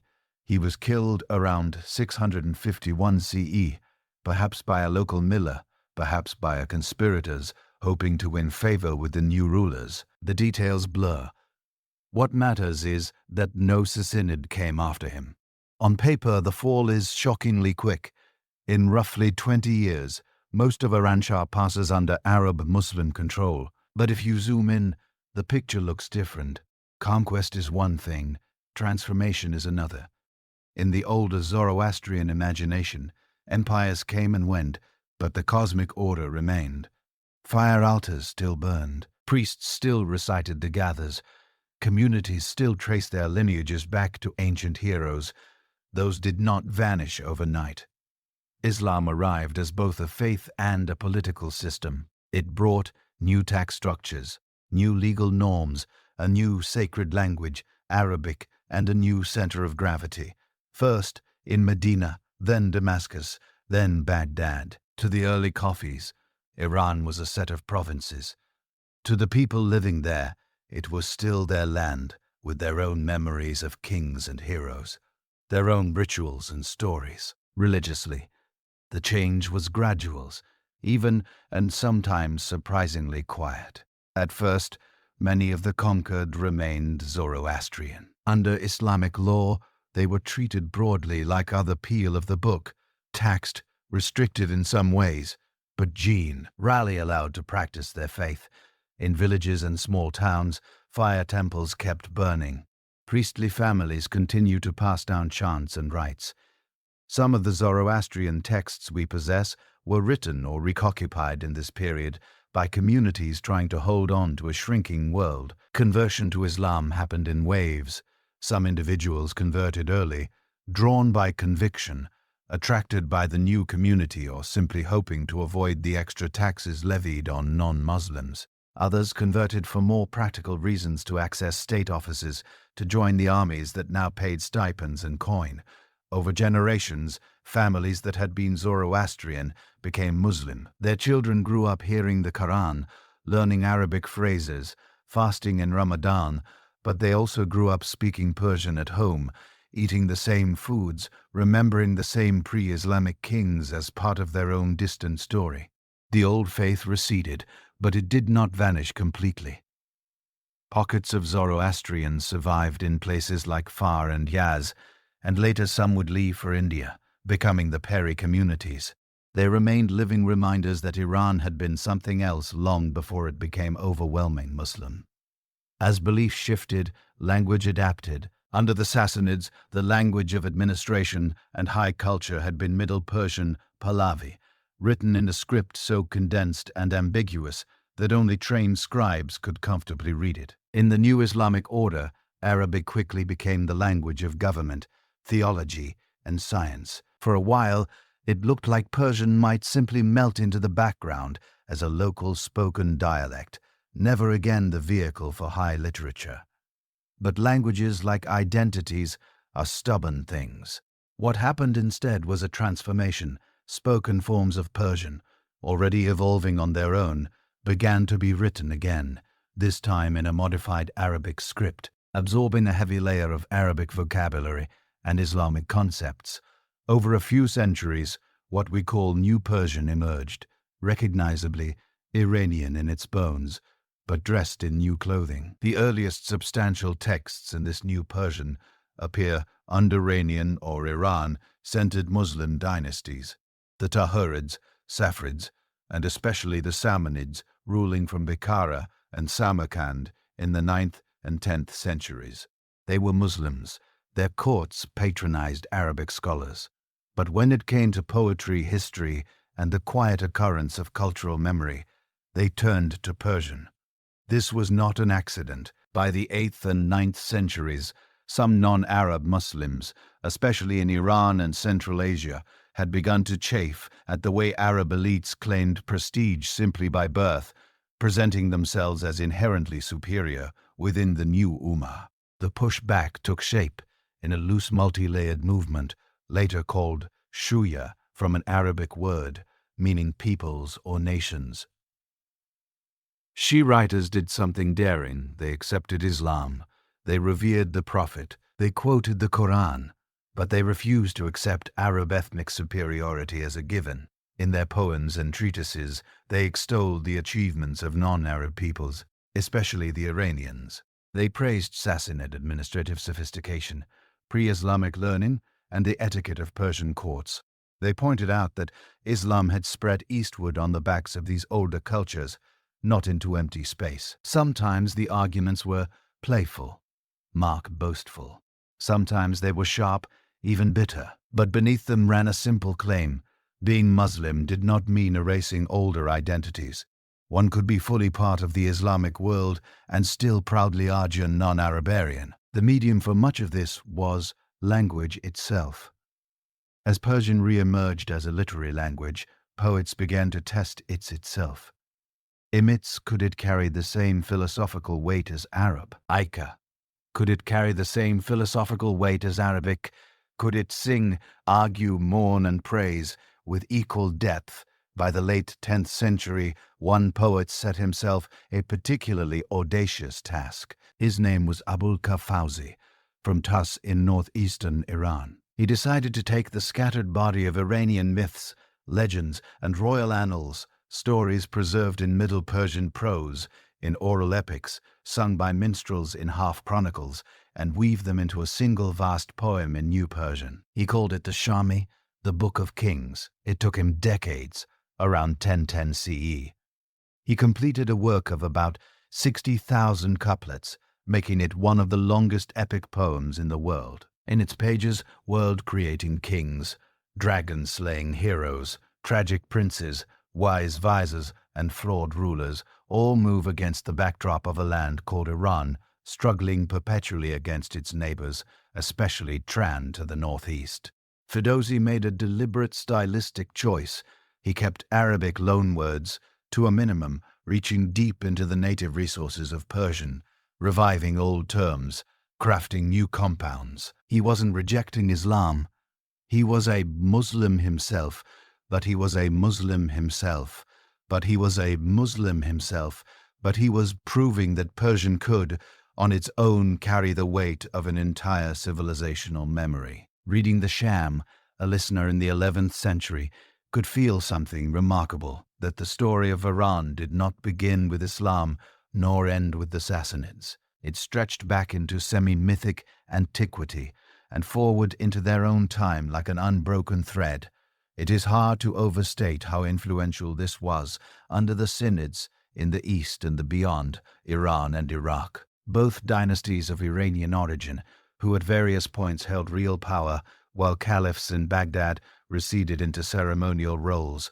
Persian, language, and Iranian themes surged back into political life. Court titles, coin inscriptions, architectural programs, and historical programs, and historical key. Ironicals all beg, and to speak more openly of Iran and Iran Shah again. Even as Friday sermons invoked Allah and his Prophet, An Iranian general could lead Muslim armies. An Iranian vizier could administer a vast Kate. An Iranian poet could sit in a Muslim court and recite tales of Rastam, of Jamshed, of the fall of Zahak, and be richly rewarded. The old names and the new faith had learned to coexist. Arab tribes had conquered the Sassanid Empire. Islam had taken deep root in Iranian soil. Arabic had flooded Persian with new words and concepts. And yet under all of that, the sense of belonging to Iran, to a land with its own heroes, its own memories, its own language, had not dissolved. It had adapted, flowed around obstacles, found new channels. Empires would continue to rise and fall over the plateau. New conquerors would ride in from the steppes. Turk warlords, Mongol Kurd, Timurid princes, all would claim Iran at some point. But when they did, they would inherit something older than their banners.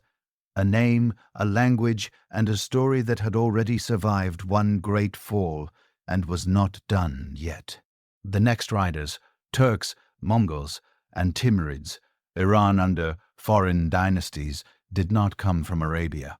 They came from the steppe if you had been living on the Iranian plateau in the centuries after Fadavi. You might have woken up one morning to hear that the army outside your city wall spoke a different language, wore different armor, prayed in the same direction, and carried the same book. Turk-speaking soldiers had already been present in the region for a long time as slaves, as mercenaries, as frontier warriors in both the Bassid and local Iranian armies. Over time, some of those soldiers did what ambitious men with weapons often do.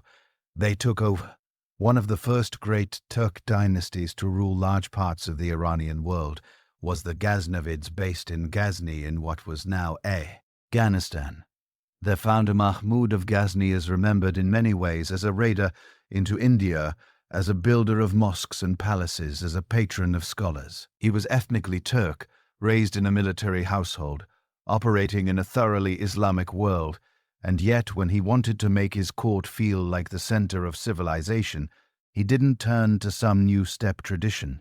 He hired Persian poets. Paddy himself brought his Shah to Ghazni, hoping for reward. Other poets like Ansuri and Faraki flourished. There the court language, the language of praise and history, was Persian. The imagery was Iranian. Kings of Iranian, heroes of Iranian, virtues defined by Iran's remembered past. This pattern would only deepen. After the Ghasids came the Seljuks, another Turk dynasty, who in the 11th and 12th centuries spilled across Iran, Iraq, and Anatolia like a slow-moving tide. On the battlefield, they looked different from earlier Iranian dynasts. Steppe cavalry, composite bows, tribal confederations, following charismatic sultans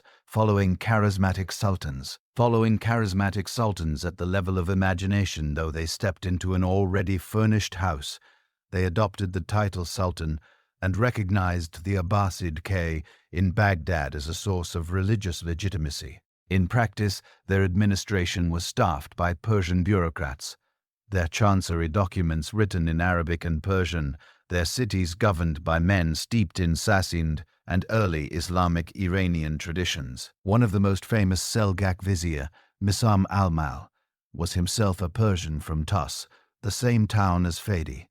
His manual of government. The SAT name reads like a bridge between worlds. It quotes the Quran and Hadith, but it also invokes pre-Islamic Iranian kings as models of just rule. To many observers, it might have seemed that a new synthesis had formed. Turk military power on top, Persian administrative brains underneath, Islamic faith tying at tog, ether. Then the sky fell in. The early 13th century, a new force began to move westward out of the eastern steppes. The Mongols unified under a man the sources called Temujin, better known as Genghis Khan. By the time Mongol scouts appeared on the northeastern frontiers of the Iranian world, the region was already politically fragmented. Khwarezmian rulers held much of Iran and Central Asia, often clashing with neighboring polities. Trade routes were busy, cities wealthy, rivalries intense. The chain of events that brought Genghis Khan's fury down on Iran begins in many accounts with a caravan and a diplomatic incident, merchants killed, envoys executed or humiliated. The details are dated, the outlines consistent. The Mongol leader took it as an unforgivable insult. What followed between roughly 1219 and 1220 was one of the most devastating invasions Iran had ever seen. Mongol armies moving with terrifying speed and coordination descended on major cities. Bukhara, Samarkand, Nishaba, Herat, Envi, among others. Contemporary reports speak of slaughter on a scale that is hard to grasp.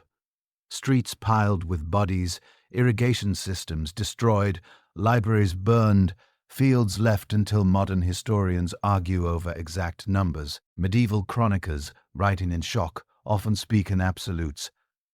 Entire populations wiped out, cities emptied. What almost everyone agrees on is that the demographic and economic toll was catastrophic. Some regions took generations to recover, others never fully did. For a Brond, it might have seemed that not just dynasties, but culture itself had been broken. And yet something familiar began to happen. The Mongols, who ruled the western part of the empire, the sector known as the Ilanity, with centers in Iran and neighboring lands, did not remain strangers forever. At first, the Ilkhans were explicitly Mongol rulers over a conquered, mostly Muslim population. They followed steppe law, consulted Mongol shamans and Buddhist and Christian advisors, and treated Iran as a source of revenue and pasture. But governing a sophisticated literate society requires more than horse archers. Gradually, the Ilkhana rulers drew on the expertise around them. They hired Persian administrators to manage taxes, cities, and long-distance trade. They relied on local scholars to interpret Islamic law when it was convenient and to explain Iranian customs when it was useful. By the late 13th and early 14th centuries, the Ilkhans themselves began to convert to Islam. Ghazan Khan, who ruled from 1295 to 1304, is especially famous for this turn. Under him and his successors, a consciously Islamic and increasingly Iran-centered court culture emerged. One of the key figures in this transformation was a man named Rashid al-Dinfaz, a Jewish-born physician who converted to Islam, rose to become vizier, and became one of the most important historians of the medieval world. Working at the Al-Khanid court, Rashid Allan oversaw the production of the Jami al-Awarik, the Compendium of Chronicles. It was more than a history of the Mongols. It was an attempt to gather the histories of many peoples, Chinese, Indian, European, Iranian, into a single illustrated Persian project. Think of what that means. A Mongol-ruled court in Iran commissioned a vast, visually rich, universal history, written largely in Persian, integrating steppe traditions into an Iranian Islamic narrative frame. The conquerors had not simply erased the culture they overran. They were being drawn into it, woven in turn from a storm into another thread. Over time, the Ilkhanate fractured. Local dynasties rose in the eastern Iranian world and Central Asia. New powers appeared, some tracing their prestige to the Mongols, others to old Iranian or Turk lines. Into this shifting landscape rode another conqueror, with steppe roots and Rayon ambitions, Timur, known in the West as Tamerlan. Timur was a Turco-Mongol warlord from the region around Samarkand.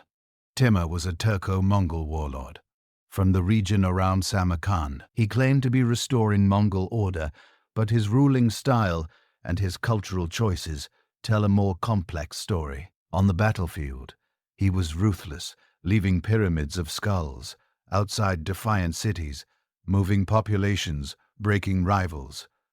But in the cities, he favored Samarkand and later Herat under his successors. He poured resources into art, architecture, and scholarship, the dynasty that grew out of his campaigns. The Timurs ruled a patchwork of territories across Central Asia, eastern Iran, and parts of Afghanistan. Politically, their control wavered. Culturally, their impact was enormous. Under the Timurids, Persian art entered a new highly refined phase. Workshops in Herat and Samarkand produced some of the most exquisite miniature paintings of the Islamic world. richly colored, diddly detailed illustrations of epics, romances, and histories. Calligraphers perfected scripts that turned the written word itself into ornament. Architects built tiled madrasas, morale, and mosques that still define the skylines of those cities. The language of high culture in these courts was Persian.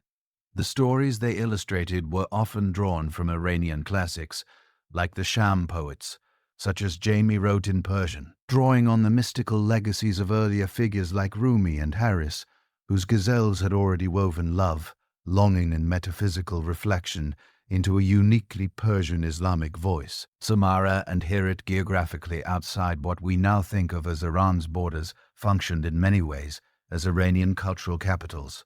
Their elite saw themselves as heirs to Iranian kingship, even if their genealogies ran through the steppe. This is one of the quiet paradoxes of these centuries. On maps, Iran could disappear. Carved up among Ghaznavid, Seljuks, Quay, Arazmians, Mongolans, Timurids, and countless local dynasts in mines and manuscripts. It did not. Poets and historians continue to use words like Iran and Iran to describe a cultural and sometimes geographic whole, even if no single ruler commanded all of it. The line between Iran and neighboring lands like Turin or Hind might be fuzzy on the ground, but in epics and chronicles, the idea remained coherent. A Turk sultan could sit on a throne in Isfahan and commission a copy of Fed's Beast.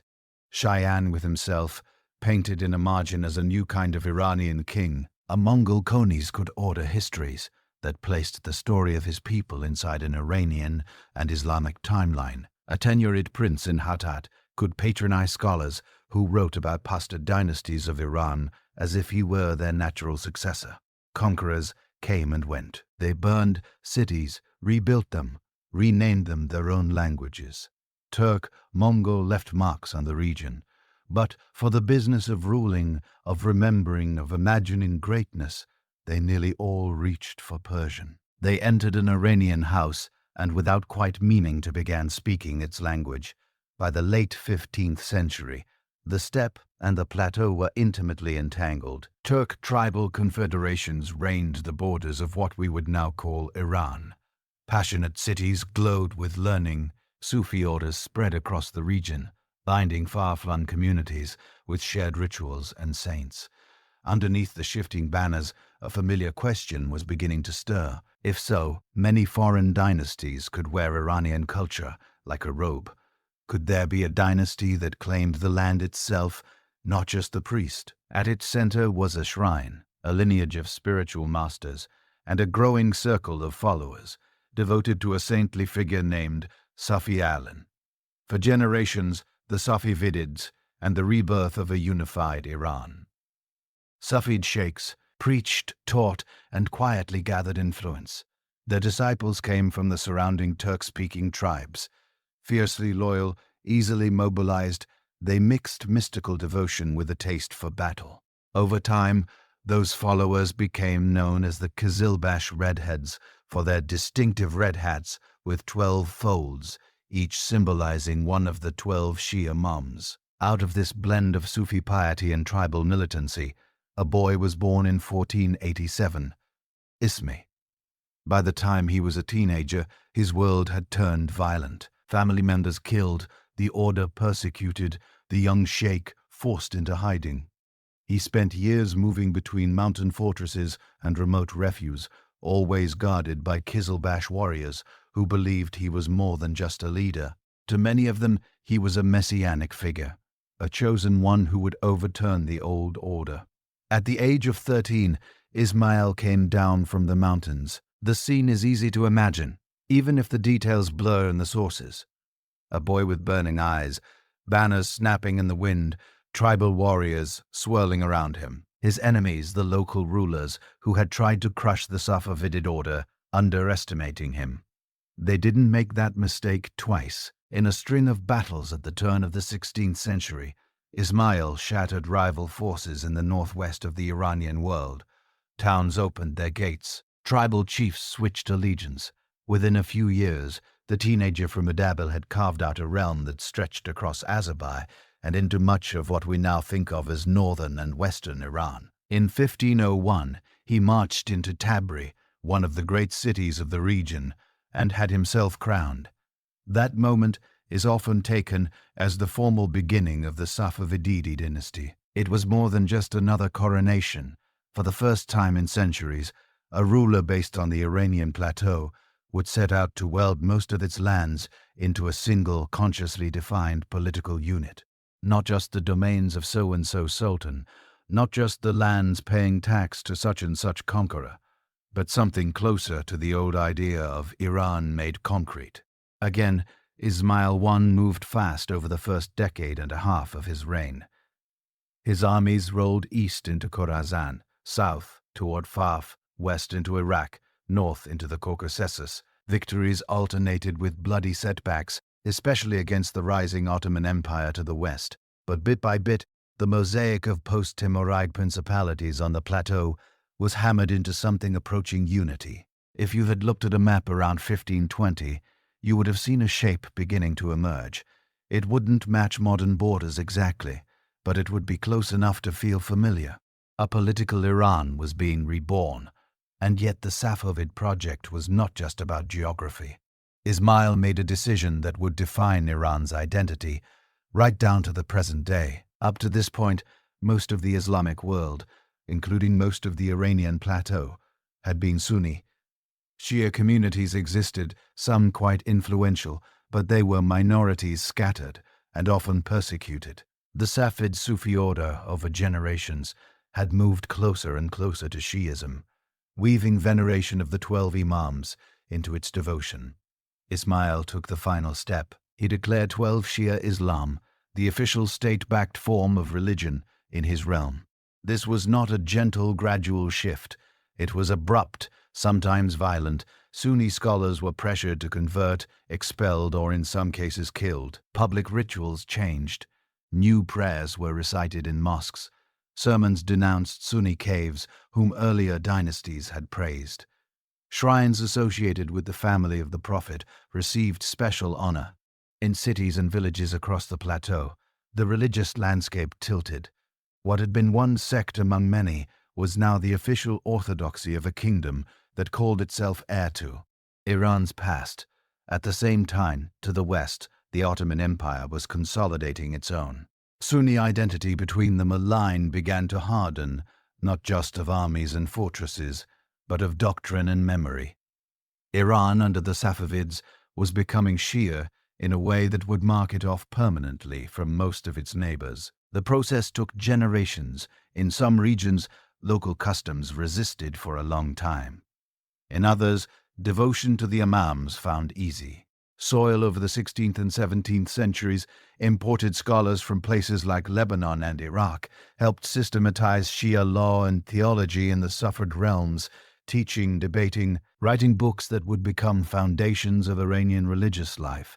By the time the dust settled, Iran was something new, a Satar-majority Persian-speaking imperial state ringed by mostly Sunni powers. Religion was only one part of the Safavid story. To feel what their Iran was like at its height, you have to walk slowly in your mind through the city. That became their greatest stage, Isfahan, under Shah Abbas the Great, who came to the throne in the late 16th century. The Safavid state reached its political and cultural peak.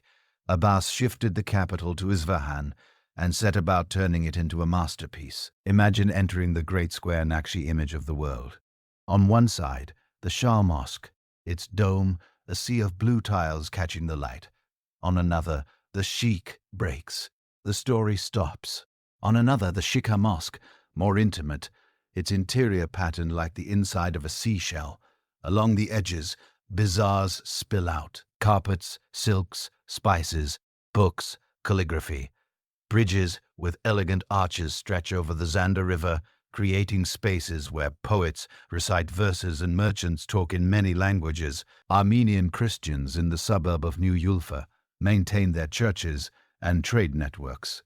Indian, Ottoman, Venetian, and Portuguese merchants haggle in Kar. Aventuras workshops produce intricate metalwork, ceramics, and miniatures that travel far beyond Iran, To many visitors, Isfahan felt like a world in itself. There's a reason later Persians would call it Nesjan, half the world in the Ye. Chancery offices behind those glittering fads, something else was happening quieter, but just as important for our story. Savid rulers and bureaucrats were thinking and writing about their state as Iran.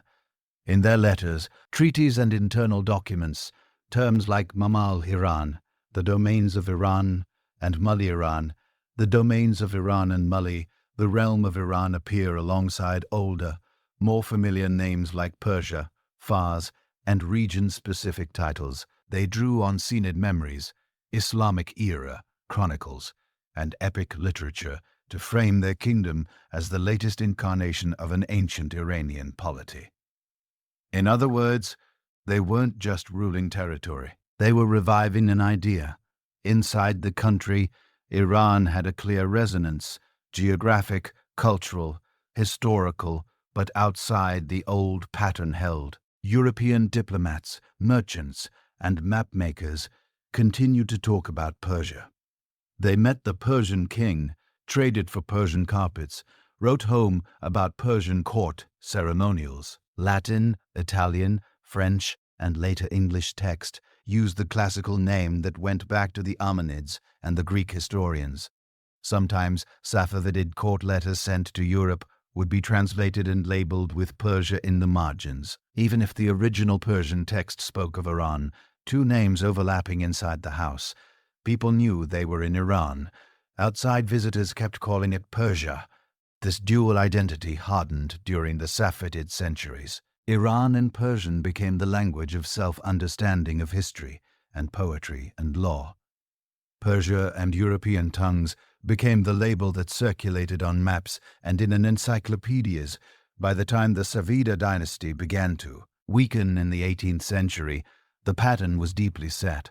An Iranian saw say, "We are the people of Iran," and a European could reply, "Ah, yes, the Persians," and both would more or less be talking about the same place. Which brings us back to the puzzle at the heart of our story. If Iranians under the Safavids and after were already thinking of their land as Iran, if their kings used the word in official scripts, if their poets and scholars wove it into their works, what then finally persuaded the outside world to stop saying Persia and start saying Iran? Who asked, who agreed? And why did it matter so much in the 20th century when the land itself and the memories that shaped it were already thousands of years old? To answer that, we have to watch Iran pass through another age of fragility and reform through Qajar weakness, foreign pressure, and the ambitions of a new kind of ruler who wanted not only to control Iran, but to rename it in the eyes of the world. By the 19th century, the Qajar decline, Reza Shah and the 1935 name change, that sea-feed world of Isfahan, shining domes and confident Merlin was gone. In its place stood a dynasty that always seemed to be arriving a little too late, the Qajars. They came to power in the late 1700s after decades of chaos, civil war, and invasion. In one sense, they did something important. They pulled the fractured lands of Iran back into a single kingdom, but they inherited a fire world that had changed around them. Europe wasn't sending a handful of merchants and envoys anymore. It was sending empires to the north. The Russian Empire was pushing steadily southward through the Caucasus to the south and east. The British Empire, rooted in India, was creeping closer through diplomacy, trade, and when needed, gunboats. Iran, sitting in between, became less a great kingdom in its own right and more a contested buffer. The Saghera court Tyran tried to play the game, but it was always outmatched. In the East, late 1800s, Iran fought two disastrous wars with Russia. They ended with two harsh treaties, Gulstan in 1813 and Turkmen in 1828. On paper, these were just diplomatic agreements. In reality, they were amputations. Iran lost all of its Caucasian territories. Georgia, much of present-day Azerbaijan, parts of Armenia and Dagestan, lands that had been tied into the Iranian cultural and political sphere for centuries, were now gone, absorbed into the Russian Empire. For many Iranians, this was more than a military defeat. It was a humiliation that lingered in memory, a sign that the old balance of power had vanished. Meanwhile, Britain was nibbling at Iran's edges from the Persian Gulf and from India, securing trade privileges, influencing court politics, pressing for concessions. When the Qajars needed money, they turned to foreign loans. Those loans came with strings attached: control over customs revenues, monopolies over tobacco, oil, and other resources. Inside the country, resentment simmered. You can imagine the mood in Tehran's biznars and provincial towns: clerics, merchants, clerks, minor notables, watching foreign advisors walk in and out of ministries, hearing about another concession, another tax, another humiliation. The word Iran still lived in poetry and prayer, but the reality of Iran felt smaller, more constrained. In 1890, a royal concession gave a British company control over the entire tobacco trade. For many people, it was one insult too many.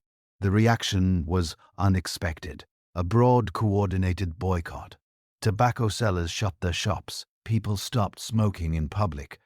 Religious leaders issued rulings declaring tobacco use forbidden until the concession was cancelled. The Shah eventually backed down. It was a glimpse of something new, a population discovering its political voice. That voice grew louder a decade later. In 1905, anger over foreign info, in government corruption, and economic hardship sparked protests that would grow into the constitutional revolution. Merchants took sanctuary in mosques, clerics gave fiery sermons, students and intellectuals circulated pamphlets. Crowds demanded not just a change in policy, but a change in the rules themselves. They wanted a written constitution, a parliament, limits on royal power. By 1906, under intense pressure, the Kashasha agreed to create a national assembly and to accept a constitution. For the first time, modern political language entered Iranian public life: nation, law, rights. Newspapers debated the future of Iran, the Iranian nation. The revolution was messy. It faced internal divisions, royalist backlash, and foreign intervention. At times, the mails were shelled, its supporters exiled or killed. But something fundamental had shifted. Iran was no longer just a king's domain. More and more people were beginning to think of it as a nation that ought to govern itself. Out of this turbulence, a new kind of figure stepped onto the stage, a military strongman with a vision of national salvation. His name was Reza Khan. In February 1921, as Britain and Russia reeled from war and revolution, Reza Khan led a column of Cossack brigade troops into Tehran. The coup was relatively bloodless but decisive. Within days, he controlled the capital. At first, he ruled behind the scenes as the real power behind the weak cash. His ambitions were larger than being a mere commander. He took the post of war minister, then prime minister. In 1925, with the backing of many deputies in the Majul, tired of Qajar weakness, intrigued by his promise of order, deposed the last Qajar and crowned himself Raza Harvi. The dynasty changed. So did the tempo of reform. Reza looked westward, especially at one example. Mustafa Kami, Ataturk's Turkey, just across the border, and other former imperial land, was being rapidly secularized, centralized, and rebranded as a modern nation-state. Reza Shah wanted something similar for Iran. He pushed through a whirlwind of modernization measures. The state built railroads, including the Great North-South Trans-Iranian Railway, linking the Caspian Sea to the Persian Gulf. Roads and telegraphs knit the country together in ways that earlier dynasties could only imagine. Secular schools expanded, new universities were founded. The legal system was reshaped, with European-style civil codes and courts limiting the role of traditional religious law in many areas. The army was reorganized, conscription introduced, uniforms standardized, even clothing became political. In the 1930s, Reza's government encouraged then enforced changes in dress. Men were pushed to abandon traditional robes and turbans for Western-style suits and hats. Women were pressured to unveil. In some cases, the veil was explicitly banned in public spaces. For some urban families, this felt like liberation. For others, it was a shocking intrusion into private and religious life. Beneath all of this, there was another project at work, a deliberate revival of pre-Islamic Iranian identity. State historians, archaeologists, and artists were encouraged to celebrate the Achaemenids, the Sassanids, and the ancient idea of Iran. Shah Probulus was cleared and restored. Schoolbooks praised Cyrus the Great and Darius, the very name Pahlavi that Reza Shah chose for his dynasty. Echoed the term Pahlavi used for Middle Persian, the language of the Sassanid era. The message was clear. Iran was not just an Islamic kingdom, it was the heir to a much older, grander civilization. Inside the country, Iran had long been a familiar word. Now the state was wrapping it in marble and myth, turning tea into a modern brand. Outside, though, most of the world still said Persia. In 1935, Reza decided to change that. That year, he sent a formal request to foreign governments and international organizations. In their official correspondence and dealings, they should stop calling his country Persia and instead use Iran. The argument he and his advisers advanced was straightforward. Iran, they said, was the country's true ancient name, the one found in old inscriptions, epic poetry, and native usage. Persia was a Greek-Latin exonym derived from Pas, one province among many frozen in time by centuries of Western habit. If Iranians themselves called their land Iran, why shouldn't everyone else? The request was largely honored. Diplomatic cables, treaties, and maps began to switch terminology in English, French, Russian, and other languages. Iran moved from the margins to the center. But the story doesn't end with a neat act of national self-assertion. It gets more complicated. Historians and commentators have long debated what else might have been in the air in 1935.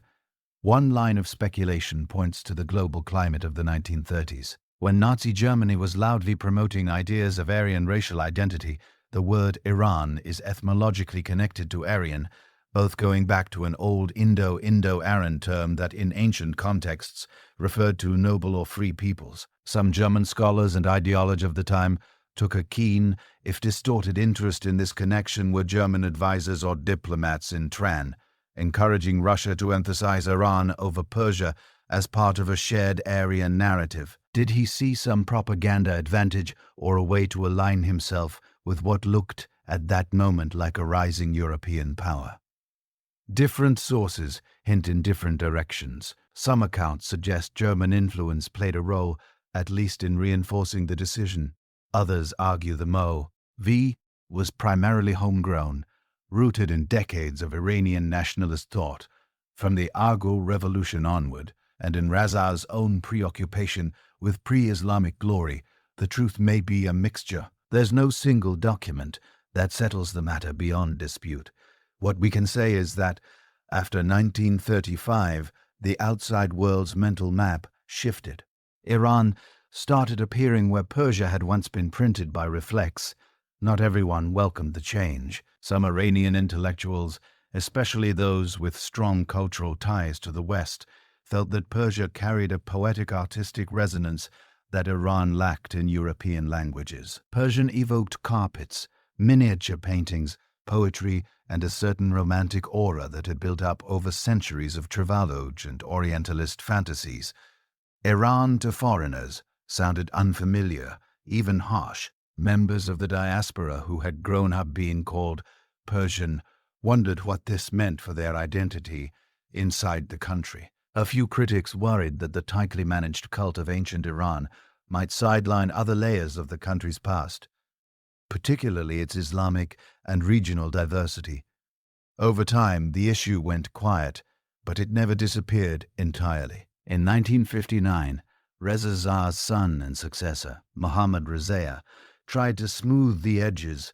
He announced that in foreign languages, both Iran and Persia were acceptable names for the country. It was a gesture of flexibility, an attempt to acknowledge nostalgia and habit, but history is distinct by then. International institutions, diplomatic styles, and maps had largely settled on Iran. The name had taken root, and so, in a sense, the circle closed. A word that had traveled from the epics of Fidzi and the inscriptions of Sassanid kings through Safavid chancelleries and Qajar debates finally stepped fully into the global spotlight. Not because the land had changed overnight, but because a modern state in a moment of action, piety and ambition insisted that the world call it by the name it had been, and whispering to itself all along. Persia did not vanish. It survived in language, Persian carpets, Persian cats, Persian literature, and in the way many Iranians still describe their culture abroad. But on passports of the United Nations, in the headlines that roll across screens in the night, the word that appears is the older one, Reborn Iran. What really conclusion Iran by any name, reflections on identity across millennia happened, was quieter and stranger. A name that had been there from the beginning, buried in epic poetry, carved in stone by assassined kings, murmured in village prayers and courtly letters, finally rose to the surface of the world's maps. Iran didn't arrive, it resurfaced. For more than 2,500 years, outsiders had learned to see this higher through one narrow window. Persia, the realm of one province, one people, one chapter of a much longer book. But underneath that label, the older word never went away.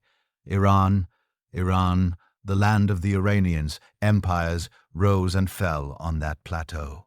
Achaemenids, Suzids, Parthians, Sasanians, Arab Caliphate, Turkish Sultanates, Mongolates, Timurid, courts, Safavid Shahs, Qajar princes, Pahlavi reformers. Each came with its own banners, its own titles, its own dreams of order. Each in its own way tried to reshape what Iran meant. And yet, across all of those upheavals, something held. Languages shifted, religions changed, frontiers moved like the edges of a tide pool. But the idea of an Iranian world, of a shared history, a shared literary memory, a certain way of weaving poetry and politics together survived conquest, conversion, and reinvention.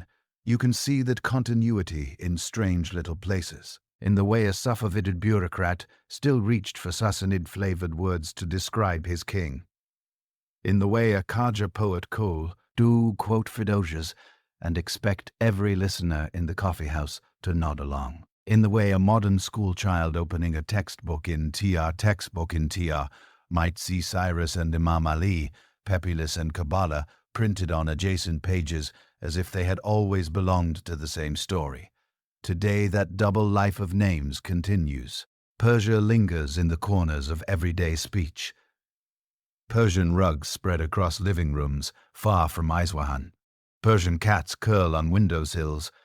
Persian miniatures hang in quiet museum halls. The Persian Gulf still glitters on maps and in satellite images, its name carrying centuries of argument and in pride.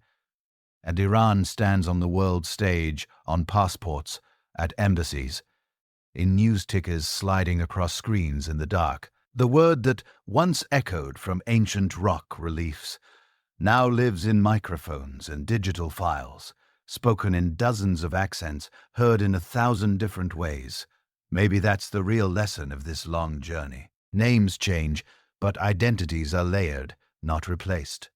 A country can be Persia and Iran at the same time, depending on who is speaking and when and why, just as each of us carries older versions of ourselves inside the person the world sees today. If this quiet walk through millennia kept you company tonight, if you found yourself drifting with the mess, the Achaemenids, the caves, the Shis, take a moment before sleep pulls you under to tap, like to subscribe, and to leave a comment. Tell us where you're listening from, which corner of the world you're lying in now, while you imagine caravans crossing the plateau under a different sky. And if your mind is still wandering further back to bottlenecks, vanished ancestors, and the deep prehistory of our species, You can explore those secrets in more detail in the book waiting at sleepytimehistory.com. For now, let the names blur together. Persia, Iran, Iran Shah, empires dissolving into dust, arguments over, maps fading into whispers, dynasties shrinking to a few lines of print. What remains is a stretch of earth, a mesh of stories, and the quiet knowledge that identities like rivers keep flowing even when their surface seems to change. Let that thought rest with you, that beneath the headlines and the arguments, beneath the labels and the borders, there are older currents moving slowly through time. And as you close your eyes, you can let yourself drift with them gently into